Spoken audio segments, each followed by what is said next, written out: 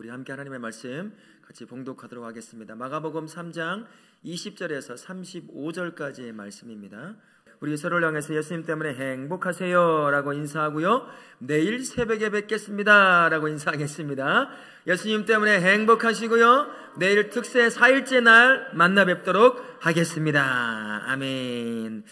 예수님 사역을 하실 때 식사할 겨를도 없이 아주 바쁘셨습니다. 그런데 가족들이 찾아온 거죠. 찾아와서 예수님을 두고 미쳤다라고 그렇게 이야기를 합니다. 그리고 예루살렘에서 온 서기관들도 예수님이 바알세바에 집혀서 귀신을 쫓아낸다, 막 이런 말을 하고 있는 겁니다. 성령이 행하시는 일들을 방해하고 있는 사람이었다라는 것입니다. 이에 예수님은요, 어떤 나라도 스스로 분쟁하면 설 수 없다. 어느 바보가 아무리 사탄이라고 해도 지네끼리 싸우겠느냐, 이런 말을 하고 있는 거죠. 도리어 예수님은 이 상황 가운데서 예수님을 통해 새로운 가족, 하늘 가족, 하나님의 나라의 가족이 탄생했음을 예수님께서 선포하시는 장면이 우리가 읽었던 말씀의 부분입니다. 여러분, 가족할 때 가족을 어떻게 정의할 수 있을까요? 보통 일반적인 정의는 남편과 아내의 혈육으로 이루어져 있는 사람들이 한 지붕, 한 공간 안에서 살아가는 사회적인 작은 단위, 이렇게 얘기를 합니다. 근데 지금은 조금 많이 변화가 됐어요. 혈연관계가 아닌 가족도 있습니다. 왜 그럴까요? 젊은 부부들은 애를 안 낳아요. 달라요. 혈연이 다르잖아요. 그죠? 거기에다가 이제는 사람의 모양을 하고 있는 그런 사람이 아니라 다른 모양을 하고 있는 것이 이제 아들이 되고 딸이 되는 시대가 됐어요. 뭐가 그렇게 되는 거죠? 애완견이라고 하면 혼납니다. 반려견이. 이젠 반려견의 아빠가 되고 반려견의 엄마가 돼 있어요. 근데 이게 조사를 해보다 보니까 성경 시대의 이 가족의 관점이 지금의 모습과 조금 비슷해요. 혈연 관계에 있는 가족들이 그 가족이라고도 하고, 그 밑에 종이나 노예로 부리는 사람들도 가족이에요. 근데 심지어 누구까지 가족으로 포함했냐면 가축까지도. 이게 비슷한 거예요. 성경적이라고 봐야 될까요? 이 모습을? 그렇기도 하고 아닌 것 같기도 하고, 전 그런 시대에 우리가 살고 있습니다. 구약 성경에서 가족이라는 개념을 가지고 얘기할 때 하나님과 그의 선택한 백성의 관계를 가족관계, 이렇게 표현하기도 합니다. 신약에 와서는 어떻게 표현이 될까요? 예수 그리스도와 또 교회와의 관계가 가족이라고도 표현하고 또 부부라고도. 근데 가족보다도 훨씬 더 부부라는 표현으로 많이 사용이 된다고 할 수가 있는 거죠. 그런 의미에서 교회라고 하는 것은요, 예수님의 피를 공유하고 있는 그러한 영적인 가족이라고 할 수가 있습니다. 그래서 서로의 삶을 돌아보고 세워줄 수 있는 그러한 곳이 교회다, 교회 지체다라고 할 수가 있는 거죠. 그래서 우리는 다른 형제와 자매의 여러 가지 아픔과 이런 삶의 문제들을 두고 우리 같이 아파하고 기도해주고 위로해줄 수 있어야 한다라는 겁니다. 때로는 내가 가진 작은 것들을 나눠주면서 그를 세울 수도 있어야 한다라는 거죠. 그러한 영적인 책임을 가지고 한 가족으로서 서로를 세워갈 수 있어야 한다는 걸 기억하시고, 옆에 있는 모든 분들이 바로 나의 예수님 안에서 예수의 피를 공유하고 있는 형제요 자매입니다. 한번 보세요. 형제 자매가 어떻게 생겼는지. 나 몰라요. 뒤도 한번 보세요. 저 어린애 아이들도 다 우리 지교회 다우라 교회의 성도가 아니어도 다른 교회에 있는 성도들 다 예수 안에서 가족인 거예요. 그냥 이곳에서 조금만 다른 곳에서 이제 시집 가고 장가 가서 여기저기 퍼져 사는 것처럼 그렇게 살아갈 뿐인 것입니다. 그런데 막 내 교회 하면 이 몸이 오른팔 왼팔은 필요 없어, 막 이런 식으로 살아가는 거 똑같은 거예요. 근데 한국 교회가 이 지교회 의식이 너무 강해요. 그래서 함께 협력하고 움직이는 게 참 어려운 게 한국교회라고도 볼 수가 있습니다. 우리 모두가 다 예수의 피를 공유하고 있는 가족이라는 사실을 기억하시고 그렇게 서로 세워가실 수 있기를 바라겠습니다. 첫 번째 하나님의 말씀 22절부터 30절까지의 말씀에 예수님의 선한 사역이 엉뚱한 비판을 받게 되죠. 첫 번째, 예루살렘에서 온 서기관들은 예수님의 사역을 어떻게 평가자라고 있습니까? 바알세불이 집혔고 귀신의 왕을 힘입어 귀신을 쫓아낸다. 이 성령을 회방하는 짓을 하고 있는 거예요. 선한 것을 악한 것으로 둔갑시켜 말하고 있는 게 이 성령의 역사를 방해하는 것입니다. 23절부터 27절 말씀에 예수님은 서기관들의 주장에 대해 어떻게 반박을 하죠? 사탄을 쫓아내면 그 나라 멸망한다. 사단보다 강하신 예수님의 사단의 세력을 파괴하신다라는 그런 의미로 그렇게 말씀을 하고 계시는 거죠. 세 번째, 사람이 하나님께 용서받을 수 없는 죄가 있어요. 모든 것은 용서받는데 용서받을 수 없는 죄가 있습니다. 어떤 걸까요? 성령을 모독하는 죄. 우리가 보통 표현할 때는 뭐라고 하죠? 성령을 회방하는 죄. 예수님께서 그분이 성령을 통해 하나님 나라의 역사를 펼치고 있는데 서기관들이 와서 귀신 들린 일을 하고 있다. 귀신의 왕이 되어 하고 있다. 이렇게 성령의 역사를 방해한다라는 것입니다. 그런 거는 용서함을 못 받아요. 사실 내가 예수를 믿는다면, 그리고 성령과 동행한다면 성령 회방죄를 지을 수가 있을까요? 없을까요?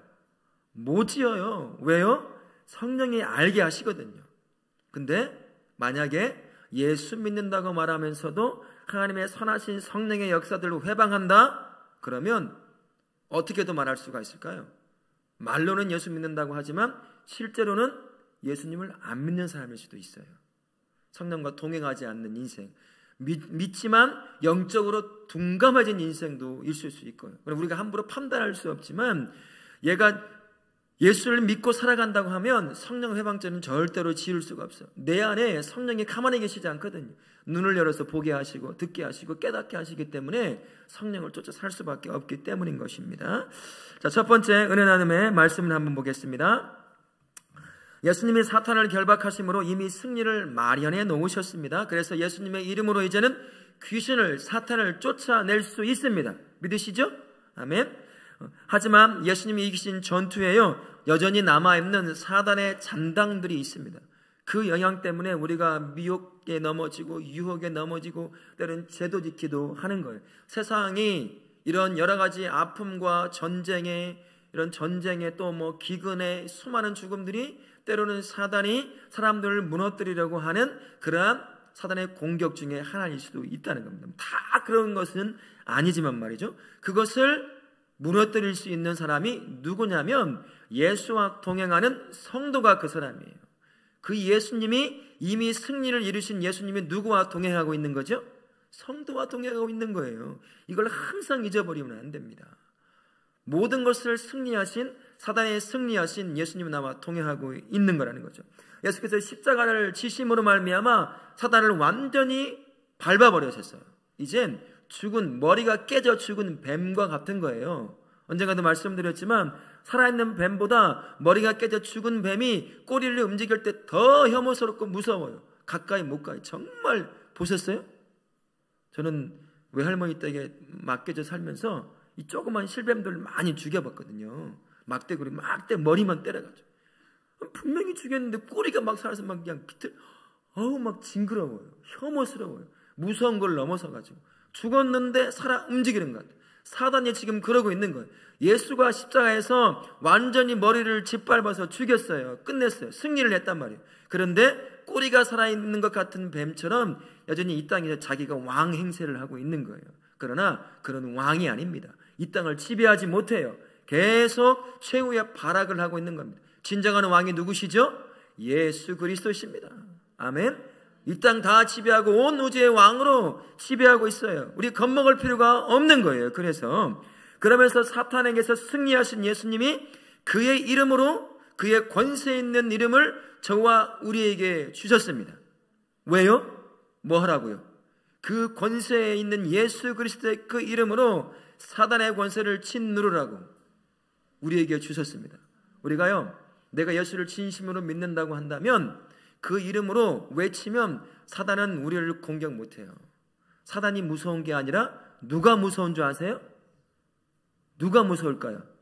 사람이 무서워요. 사단은 우리 못 죽입니다. 사단은 못 죽여요. 겁만 줘요. 공포영화를 너무 많이 보셔가지고 그래요. 공포영화를 너무 많이 봐가지고 사단이 우리를 죽이는 것 같이 생각하는데 절대 그렇게 못해요. 내 안에 예수 그리스도가 있는 한 절대로 우리를 공격해서 죽이지 못합니다. 근데 손발 달린 사람은 사람을 죽여요. 그래서 저는 사람이 더 무서워요. 귀신이 무서운 게 아니라 사람이 더 무서워요.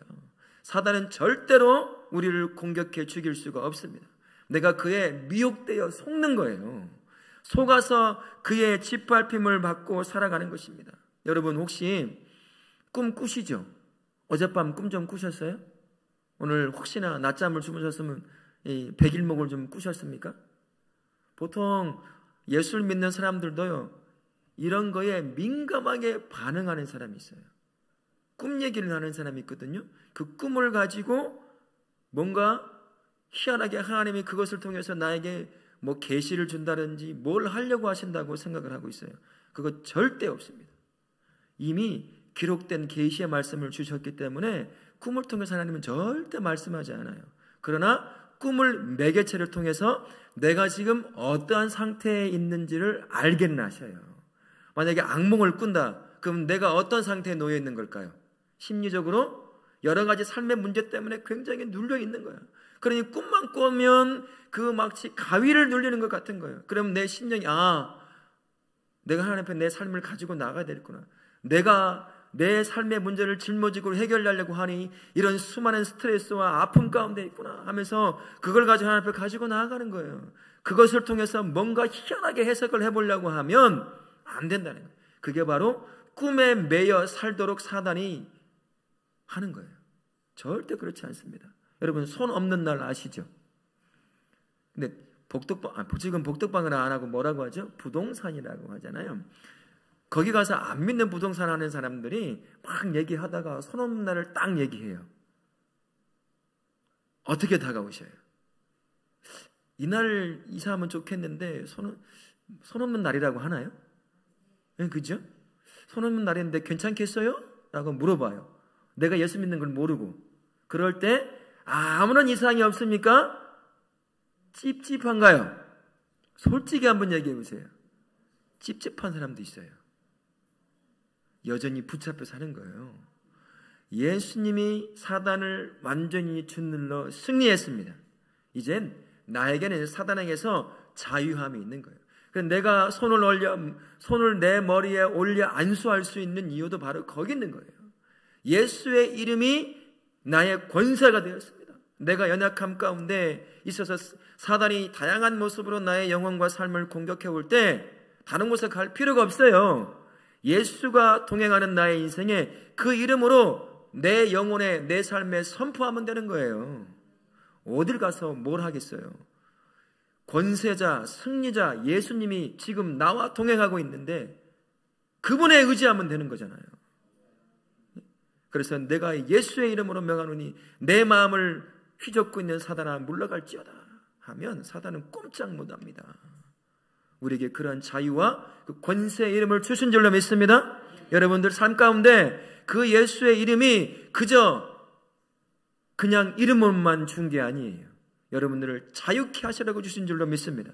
언제나 여러분의 인생에 선포하실 뿐만 아니라 다른 사람의 인생에, 나의 자녀의 인생에도, 나의 남편과 아내의 인생에도 선포를 하십시오. 내 가정에 예수의 이름으로 선포하노니 그 어떤 악한 세력도 우리 교회를, 나의 가정을, 내 남편과 내 자녀를 해하지 못할지어다 라고 선포하심으로 자유를 누리실 수 있기를 바랍니다. 아멘. 두 번째 은혜 나눔을 한번 같이 보시면요, 기득권을 지키는 데만 급급한 서기관들은 예수님에게서 나타난 성령의 능력을 귀신의 힘이라고 왜곡을 해버리고 말았습니다. 예수님의 일하심을 기쁘게 수용하는 사람이 있는가 하면요, 때로는 거부하는 어리석음 가운데 빠질 때가 있어요. 그거를 민감하게 영적으로 스스로 깨달을 수 있어야 한다라는 것입니다. 하나님께서는 하나님의 나라를 세워가실 때 성도를 불러 세우셔요. 근데 성도에게 다양한 것들을, 다양한 사역들을 감당하도록 이런저런 은사를 주시고 감당할 수 있도록 하십니다. 다양한 것들이 있어요. 그것들을 하나를 모아서 교회와 성도가 하나님의 나라를 확장해 가도록 만들어 가신다라는 겁니다. 그러나 이 다양성이라고 하는 것이, 다양한 사역의 모습이 때로는 충돌이 있을 수 있을까요? 없을 수 있을까요? 충돌이 있을 수 있어요. 내가 선한 하나님의 사역을 감당할 때 여러 사람, 5명이 있고 10명이 있으면 최소 5가지의 의견, 10가지의 의견이 나타나게 되어 있습니다. 다 달라요. 선한 것을 행하는데도 선한 세부적인 것들이 있다라는 겁니다. 그러다 보면 작은 갈등이 생겨요. 의견이 다르니까. 그건 너무나 당연한 겁니다.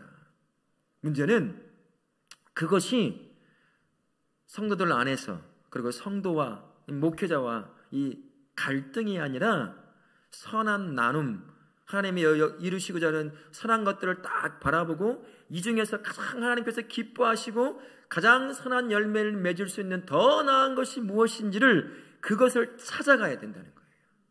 그런 과정 가운데 때로는 이런 사람이 있어요. 자기 것이 받아들이지 않으니까 이 선한 역사를 이루어가는 일들에 적대자가 될 때도 있습니다. 그러면 안 돼요. 그죠? 선한 것을 이룰 때 다양한 선한 의견들이, 세부 의견들이 있을 수 있어요. 그러다 보면 아니 그 10가지를 가지고 어떻게 가겠어요? 배가 어디로 가는 꼴이 되는 거예요? 산으로 가는 꼴이 되는 거예요. 그 중에서 가장 선한 것을 선택해서, 목회자를 통해 선택해서 그렇게 해서 그거 하나를 모아 모든 사람이 선한 것을 이루어가야 한단 말이죠. 그 과정 가운데 내 것이 받아들이지 않았어도 자기가 가지고 있는 달란트와 은사와 이것들을 다른 누군가가 선택했던 것들을 가지고 거기에 함께 협력하며 기쁨으로 자원하러 섬기면 그 가운데 내가 내려와서 내 것을 통해서 이루어질 역사와 그 외에 또 다른 역사 가운데 내가 누리지 못할 하나님의 은혜와 그 복을 누리는 곳에 내가 세워지는 거예요. 근데 그걸 몰라. 내 것이 아니다라고 해서 내 것이 선택이 안 되니까 불만을 터뜨리는 거예요. 잠시 또 다른 기회가 주면 그것이 더 큰 은사로, 더 큰 역사로 일어날 텐데 그걸 못 참는다는 거죠. 곰곰이 생각해 봤어요. 왜 교회든 어디든 이런 일이, 다양한 의견이 있을 때 이런 반대자와 같은 모습을 가지는 사람이 꼭 세워지게 되는 걸까? 곰곰이 생각해 보면 그 원인이 우월감이라고는 그것이 있는 것 같아요. 내가 저 사람보다는 나아. 내가 저 사람보다는 더 기도도 잘해. 은사도 더 가지고 있어. 달란트도 더 가지고 있어. 그런 내가 기도하면서 이렇게 얘기를 하는데 이 의견이 채택이 안 돼? 나보다도 더 못한 사람 같은데? 이런 마음이 드는 것 아닌가 하는 생각이 들더라고요. 이에 대한 치료책이 뭐가 있을까요? 쉬워요. 날 내려놓으면 되는 거예요. 그냥 이번에는 하나님이 저 사람의 내가 보기엔 누가 봐도 부족한 것처럼 보이는데 저분을 통해서 하나님이 역사하고 싶어 하시나 보다라고 내 것을 내려놓고 내가 가지고 있는 달란트와 은사와 이런 것들을 가지고 함께 협력하여 그분을 통해 또 다른 역사를 이루도록 하는 거죠. 그러면 그분을 통해서만 얻을 수 있는 은혜와 복을 내가 거기서 누리는 거예요. 얼마나 복된 인생이 됩니까? 내 것을 언젠가 또 하나님이 쓰실 텐데 그때도 복을 누리는 게 되는 것이고요. 은혜를 누리게 될 수 있는 거라는 거죠. 그 방법은 나를 내려놓는 거라는 것입니다. 그러면 일석이조라고 해야 될까요? 일타투피라고 하는, 뭐라고 하나, 화투 용어가 있잖아요. 죄송해요. 제가 화투를 못해요. 했다 하면 다 잃고 막 화나가지고 에이 여기 던져버리고 가는 게 전. 여하튼 하나로 두 개를 얻을 수 있는 거예요. 이것이 열려야 돼요. 그러면 교회도 행복하게 세워집니다. 자기도 은혜를 2배를 누려요. 복을 2배로 누리는 겁니다. 그런 지혜가 우리 성도들 안에서 있기를 바랍니다. 내 것이 아니더라도 협력하는 마음, 즐거운 마음으로 나의 삶을 내려놓고 그를 협력해서 세워 그 가운데 누리는 복을 누리고 그 가운데 누리는 은혜를 누릴 수 있는 우리 성도님들 되시길 바라겠습니다. 아멘. 자, 두 번째 은혜의 말씀 한번 보시면 예수님은 혈통에 매이지 않는 새 하늘 가족을 선포하셨지요. 첫 번째 한번 보실까요? 열정을 다해 사역하시는 예수님을 친족들이 뭐라고 평가를 했어요? 미쳤다. 저는 이 말을 듣고 그럴만하다는 생각이 들었어요. 여러분 한번 생각해 보세요. 부족한 제가 목사가 된다고 했을 때 저희 누님들, 저희 어머니, 아버지, 저희 친척들을 봤을 때 뭐라고 했을까요? 겉으로는 내뱉지 않았지만 속으로는 네가 목사를 한다고? 야, 목사 징역이 없나 보다. 이런 말을 하지 않았을까 하는 생각이 들어요. 예수님은 30대까지 목수일을 했습니다. 큰 아들로 가장으로서 동생들을 다 다스렸어요. 그 여동생도 있고 남동생도 있어요. 같이 함께 인생을 나누던 주변에 친구들도 있을 거 아니에요. 그런데 30이 딱 되는 어느 날 가가지고 내가 메시아다고 외치고 있는 거야. 뭐라고 하겠어요? 여러분들 보면 이게 좀 다르긴 하더니만 이렇게 할 거라는 거죠. 저 읽으면서 몇 번, 100번, 1000번을 읽어도 인간적인 관점으로 보면 어쩔 수 없구나. 영의 눈이 열리지 않으면 절대로 볼 수 없는 거구나. 이것을 느끼게 되었습니다. 자, 두 번째, 예수님이 선포하신 새로운 하늘 가족관이 무엇이라고 하죠?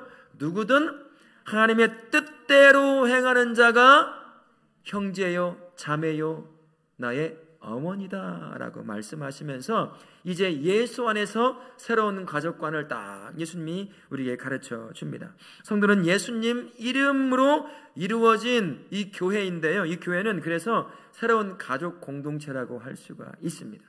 각자의 혈연 관계 가운데서 살아오지만 그래도 영적으로 하나가 된 그러한 가족이기 때문에 아까 말씀드린 것처럼 서로를 향해서 기도를 해주고 서로의 필요들을 가끔씩 내가 가진 작은 것이지만 그것을 통해서 협력하여 돕고 세워가는 것이 예수님 안에 이름 아래 세워진 새로운 가족관이라는 사실을 기억하시고요. 이 안에 그리고 각 다른 이름을 가지고 있는 지교회들에 있는 형제들, 우리가 가끔 다니엘 기도를 통해서 다른 형제와 자매들의 연약함을 보게 되잖아요. 그들 향해서 우리가 작지만 헌금을 통해서 조금이라도 도움을 주는 것이 바로 하늘 가족관을 가지고 있기 때문인 것입니다. 세상 사람들이 이걸 잘해요. 그런 가족관을 안 가지고 있어도 불쌍하다는 이름을 가지고 그들을 정말 잘 돕는 사람도 있어요. 평생 모은 수십억을 그냥 기탁하는 사람들이 있습니다. 우리도 그런 마음을 가지고 있어야 한다는 걸 기억하실 수 있기를 바라겠습니다. 마지막 4번째 은혜 나눔을 보시면요, 교회 공동체는 새롭게 형성된 하늘 가족이라고 할 수 있죠. 하늘 가족의 특징은 하나님의 말씀에 순종하며 산다는 특징을 가지고 있습니다. 그래서 성도는요, 예수님의 이름으로 말씀에 순종함으로 공동체 구성원들과 하늘 가족의 연대감을 형성할 수 있어야 한다라는 것입니다. 교회 공동체를 성도는 이제 예수님의 피를 나눈 하늘 가족이라고 할 수가 있잖아요. 예수 그리스도를 구주로 영접하고 왕으로 주인으로 딱 영접하고 나면 그 다음부터 예수로 모든 사람이 묶이게 돼요. 끊을 수 없습니다. 이제 서로 다투고 싸운다 하더라도 끊을 수 없는 한 가족이 돼버리는 거예요. 혈연관계의 가족들은 영원하지 못합니다. 그죠? 다 떠나요. 이 몸이 죽으면 하늘나라를 떠나버려요. 그러나 예수의 이름으로 묶여있는 하늘 가족은 어떨까요? 영원해요. 그러니까 혹시 싸운 분들이 있으면 빨리 해결해야 돼요. 하늘 가가지고 하늘나라 가서 맨날 봐야 되는데 그 미안해서 어떻게 살겠습니까? 물론 그때 가면 달아지기는 하겠지만 육신의 혈연관계의 가족들은 어느 순간 떨어지지만 예수님 안에서 하늘 가족이 된 모든 사람은 영원한 가족관계에서 살아가게 된다라는 것입니다. 그래서 하늘 아버지의 말씀을 통해 하나가 될 수 있어야 되는 거예요. 육신의 부모님들도 자녀들이 건강하게 세워지기 위해서 말씀을 하잖아요. 훈계도 하고 책망도 하고 교훈도 주고 하잖아요. 그래서 세워가잖아요. 그리고 그 말을 들으면 이득이 되지 결코 해가 되지는 않아요. 하늘 아버지께서 하늘 가족 구성원들인 우리에게도 똑같이 말씀하십니다. 그 말씀이 여기에 이제 기록이 되어 있는 거죠. 이 말씀을 통해서 하나님께서 하늘 아버지가 나를 세워가셔요. 뿐만 아니라 주신 그 말씀으로 다른 형제와 자매들을 위로하고 세워가도록 한다는 겁니다. 내 육신의 생각을 말하는 것이 아니라 말씀의 근거에서, 그가 약속의 말씀의 근거에서 일어날 수 있도록 그 말씀을 통해 다른 형제와 자매들을 세워가는 것이죠. 그게 하늘 가족이 하나님의 말씀을 붙잡고 살아가야 될 중요한 이유가 된다는 것을 꼭 기억하실 수 있기를 바라겠습니다. 영원한 하늘 아버지의 말씀이요, 하늘 가족인 교회 지체들을 그리고 한 방향을 바라보게 만들어 줍니다. 아무리 같은 예수님을 영접했다고 하더라도 각자의 하나님께서 만드신 다양성이 있기 때문에 똑같은 예수님을 영접했어도 삶의 모양 다 달라요. 그죠? 다 다양하게 되어 있습니다. 그것을 묶는 게 뭐가 있을까요? 탁월한 리더십?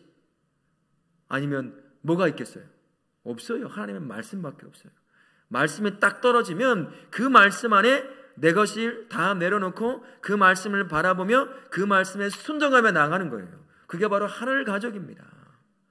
근데 말씀이 떨어져도 그 말씀은 뒷전이고 내가 중요시 여긴다고 한다면 그 가족은 어떻게 되겠어요?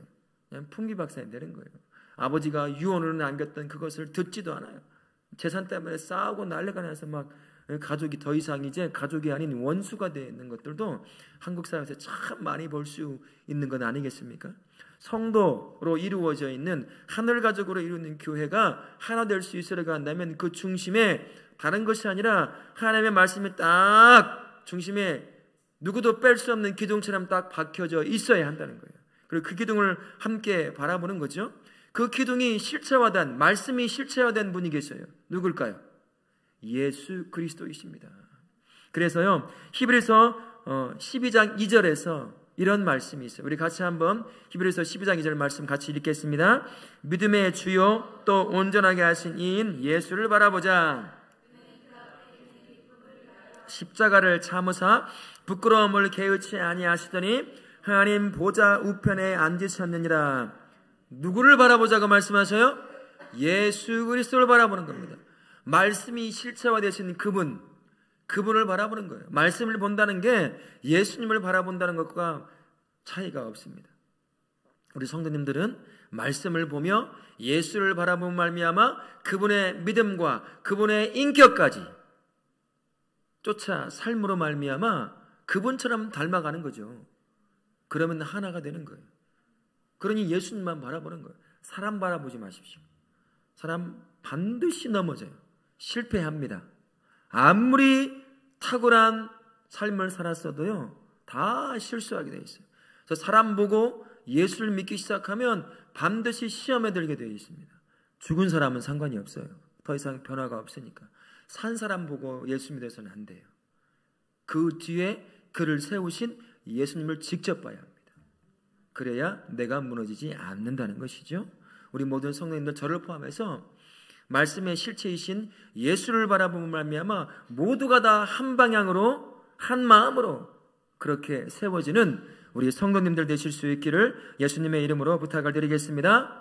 저도 그렇고요, 우리 성도님도 그렇고 꼭 기억하며 사시면 좋겠습니다. 예수가 내 안에 들여옴으로 말미암아 이제는 우리는 사단에 짓눌려 살지 않습니다. 우리는 사단에게서 완전한 자유함을 누린 줄로 믿습니다. 거기에 억눌려 살려고 하지 마십시오. 뿐만 아니라 예수의 그 권능의 이름을 우리에게 주셨습니다. 그 어떤 사단은 우리를 공격해 온다 하더라도 예수의 이름으로 선포할 때 내 영혼도 내 삶도 자유할 수 있을 뿐만 아니라 다른 형제와 자매의 삶도 자유할 수 있습니다. 그분이 나와 동행하십니다. 여러분, 내일 삶 그 어느 것에 매여 살지 마십시오. 영혼을 매려고, 영혼을 짓누르려고 수많은 방법을 통해서 사단이 성도를 공격해와요. 교묘한 방법으로. 거기에 우리가 짓눌릴 필요가 없습니다. 당당한 성도로, 그리스도인으로서, 예수와 동행하는 하나님의 자녀로서 여러분의 인생에 예수의 그 권능의 이름으로 자유를 선포하실 수 있기 바랍니다. 그리고 우리 모든 성도들은 이제 예수의 이름 안에서 한 가족이 되었어요. 그래서 서로가 나를 위해서 기도해주고 위로해주고 나의 작은 것을 나눔으로 말미암아 세워줘야 됩니다. 이제 우리는 영원한 가족이 되었어요. 혹시나 꼬인 것이 있다고 한다면 풀을 수 있어야 된다라는 것을 기억하시고, 그렇게 예수의 이름 안에서 한 가족으로 세워지는 우리 성도님 되시기를 예수님의 이름으로 축원합니다.